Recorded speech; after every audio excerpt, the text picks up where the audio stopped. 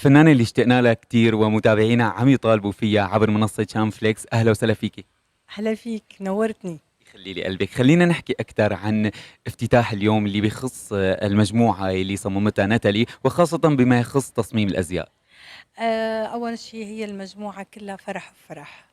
أنا هيك بشوفها، لأنه هي اختارت اللون الأبيض وعلى العرايسي ودخلت كبداية، فإن شاء الله ما دام دخلت على اللون الأبيض فهي أكيد منطلقة للفرح. أنا متوقعة هيك، وعم شوفوا هذا بعيونها وبجهدها وبتعبها، وإن شاء الله يا رب هيك الله يوفقها يا رب. إن شاء الله يا رب. يمكن نحن بحاجة الفرح اليوم حاليا.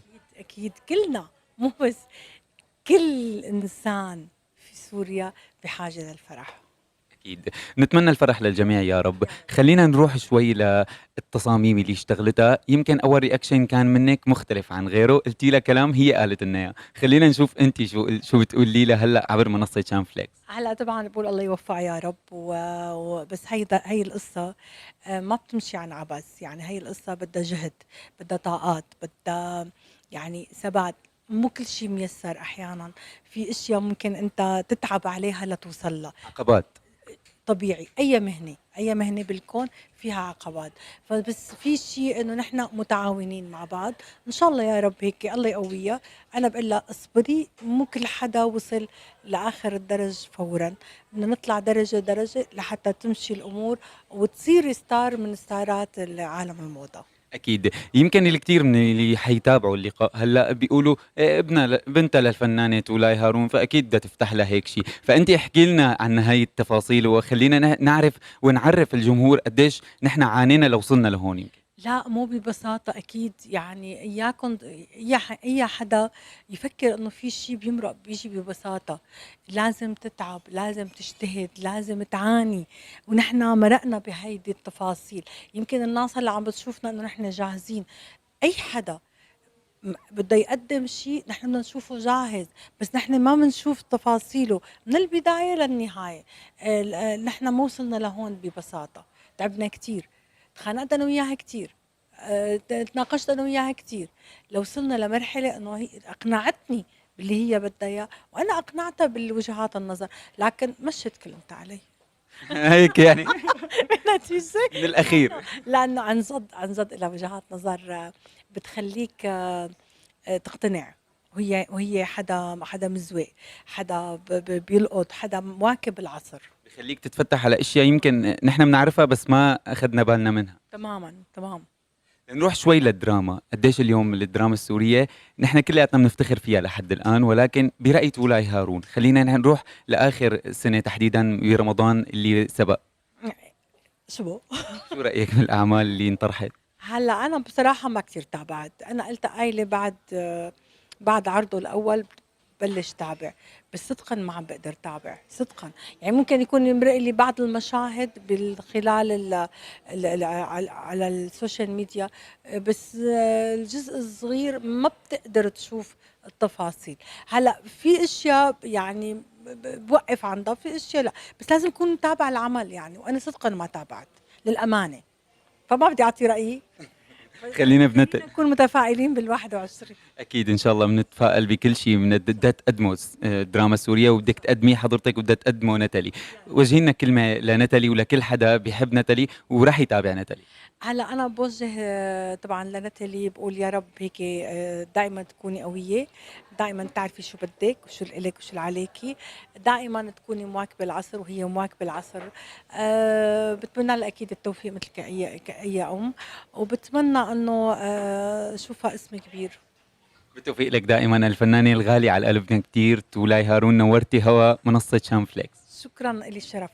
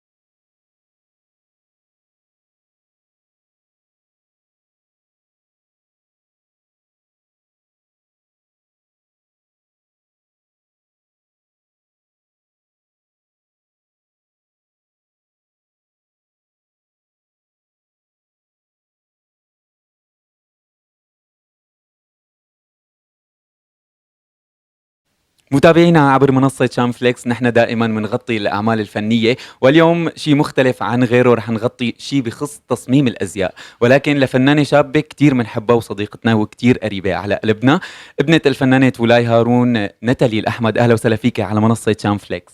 أهلا وسهلا فيك يا محمد. يعطيك ألف عافية على الجهود المبذولة، وعم نشوف تصميم أزياء مختلف عن غيره يمكن. ليك دخيل قلبك، شايف يعني حاولت أعمل شغلات مميزة وتميزني عن غيري. أكيد هذا الشيء واثقين منه، وبنفس الوقت عم نشوفه وعم نتابعه من خلال افتتاح اليوم. خلينا نحكي أكثر عن افتتاحك ضمن مركز الفنانة تولاي هارون بتصميم الأزياء الخاص فيكي. هلا حاليا بصراحة حاولت، عم تسألني عن الكوليكشن. أنا بصراحة حاليا عملت هذا الكوليكشن المميز بخص العرائس. استوحيته من ياسمين الشام، يعني بحب الشام. و كلياتنا بنحبها للشام. ليك دخل، مين ما بيحبه للشام؟ وهيك يعني مثل ما انك شايف، يعني كله تقريبا التصاميم كلاسيكية ملوكية بنفس الوقت، كلها شغل ايد شك، أقمشة إيطالية وفرنسية. حاول دائما اني استغل كل الأذواق بهذا الكوليكشن. يمكن الكوليكشن أخذ وقت كتير طويل، كتير من الناس هي بتشوف بس ما بتعرف قديش أخذ وقت، قديش تعبنا على حالنا لو وصلنا لهون، وقديش اشتغلنا، قديش كانت المدة تحديدا من خلال هاي التصاميم اللي عم نشوفها هلأ. مزبوط، أنا مثل ما أنك ملاحظ كل شي موجود قدامك كله شغل إيد، كان يعني أكتر ما إنه شي جاهز وعملته، فكله اشتغلت عليه فبياخد وقت طبعا. أنا إلي تقريبا عم حضر هذا الكوليكشن ما يقارب ل3 شهور. وهلا لأنتجت لسه في كوليكشن قادم. أكيد. أول رياكشن إجا من الفنانة تولاي هارون وقت شافت هاي التصاميم لابنتها الوحيدة يمكن؟ أول ما شافت هيك كل شي جاهز اجت الصدمة، انه عملت لي ماما ما شاء الله كتير حلوين. فانا كتير انبسطت، خصوصا انه لما بتكون عم تحط اول خطواتك بالمجال اللي بتحبه وعم تحقق حلمك، فهذا شعور كتير حلو بيعزز الثقة بحالك اكتر. كتير من التصاميم اللي اشتغلتيها اليوم يمكن هي إلها أشخاص بدها تلبسها، بنفس الوقت أنت عم تختاريهم. خلينا نحكي أكتر، مين لبس إحدى التصاميم، اللي مين اشتغل على الميك اب، هل صورتي؟ عم نحكي نحن عن جلسات التصوير اللي فرجيتينا إياها تحت الهواء، أكيد رح نعرضها للمتابعين أيضا. هلا انا بصراحة حاولت اختار من اصدقائي انهم يعرضوا، لانه حبيت طلع العروس بطلة طبيعية، ما يكون في اوفر تجميل، ما يكون في اوفر حركات او بوزات. حبيت انه تكون العروس بطلة كتير مميزة وحلوة وبتدل على البنت الشامية.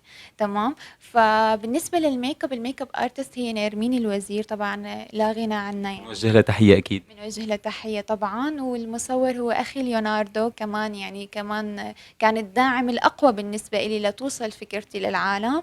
وبالنسبة للشعر أكيد أسامة الموجود عنا بصالون تولاي، كمان أبدأ رأيه وأفكاره مشان تطلع التصميم كامل. إضافة إلى أنه أنا حاولت أتعاون مع لاروزا، خدموني كتير، طلتي دائما عم تكون كاملة من وراهم، من وراء الإكسسوارات اللي عندهم. شو الأشياء الموجودة عندهم هنن؟ هن عندهم من تيجان لاكسسوارات شعر، لاكسسوارات يعني على الرقبة إلى آخره، كل شي بيخص الإكسسوارات. يمكن كل فنان أو كل شخص عم يشتغل على حاله عنده رسالة بده يقدمها من خلال هاي التصاميم. نتالي الأحمد، شو بتقدم رسالة؟ يمكن في رسائل علقانة بذاكرتك لحد الآن بتخص التصاميم، إن كانت بيضاء هي عرائسية أو غيرها من السهرات. أنا بصراحة دائما دائما عندي رسالة، إنه هي في يعني كيف بدي أقول لك، كل بنت حلوة، كل بنت قادرة تكون حلوة وتختار الشغلات اللي بتحبها وبتلبق لها، وما في بنت بشعة بالكون. فهي رسالة بحب وصلها بتصاميمي، إنه إذا بتجي أي زبونة لعندي حتلاقي الشي اللي بيناسبها، حتكون بطلع حلوة ومثل ما بدها. يعني دائما بحب الشخص لما بيجي لعندي يطلع راضي، لأنه عن جد الثقة بالنفس هي أهم شي. فأنا دائما بحب الزبون يضل عنده ثقة بنفسه. من خلال التصاميم، وبعد ما صممنا هاي التصاميم لوين رايحين؟ مين بدنا نلبس؟ شو الاشياء اللي عم نحضرها حاليا لنحن ننشئ بشيء حلو اكثر من هيك؟ بصراحة أنا هلا عم حضر كولكشن كتير مهم لسه، وفي تعاون مع أكتر من فنانة بس ما فيني أقول لك أسمائهم هلا، ابدا. تاركتها مفاجأة. اكيد. وعم حاول دائما بإحدى التصاميم بين شخصية نتالي أكتر، فهي بالأيام الجاية حتشوفوها. تحت الهواء قلتي لي كثير قصص بتخص مواضيع معينه، انك بدك تلبسي الفنانات انت، بس كل حدا حسب تصميمه، حسب ستيله، حسب الشيء اللي هو بيحبه.